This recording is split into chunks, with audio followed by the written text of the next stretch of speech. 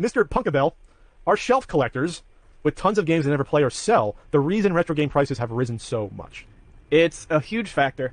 Now, any collector is actually going to contribute to what I'm going to talk about, but shelf collectors are an extra special brand of annoying. It's the first time I'm hearing the term, by the way. Yeah, me too, but I mean, we all know what that means. We all know those people. Would I be a shelf collector?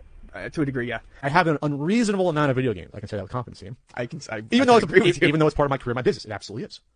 NES marathons, charity events, certain guidebooks, and it's a hobby. But even I can say, I will never play even 40% of these games. Right. Probably. So, but you shouldn't feel ashamed if that's the case, because let's put it this way, and this is what gets my goal a little bit about, well, you're just a shelf collector. Okay. So me owning that copy of, pick out any of those Genesis games on there. So me owning that copy of Batman Returns, and the fact that I may never play that game, that's not me. I haven't taken that copy away from someone else, because odds are that copy would not be played by someone else anyway. So I always go back to that too. There's a limited amount of people that are going to play these games, each individual one, on the original hardware and software. So that's sort of a weird straw man as well. That's sort of related to the question. So my expectation is I'll play these games if I want to, but if I don't, you shouldn't harass me for it or say I'm a dirty person. If someone wanted to call me a shelf collector, so be it. I think it's a little unfair. I mean, hell, even Ian's called me that.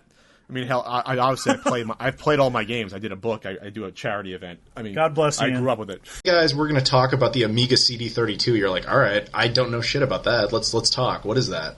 I never turned mine on. I don't think mine sit in the game. You have one?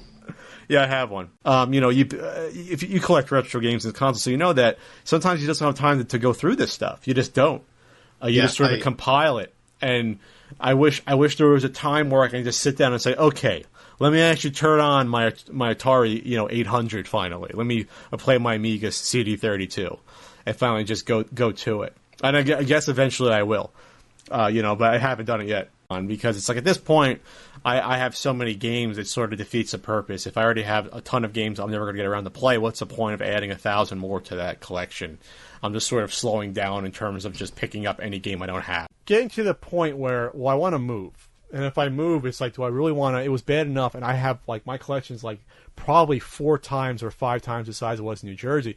But that was a bitch just to get that stuff all packed up and move. Yeah. What do I do now? Do I really want to move 300 Genesis games, 200 of which I'll never probably play in my life?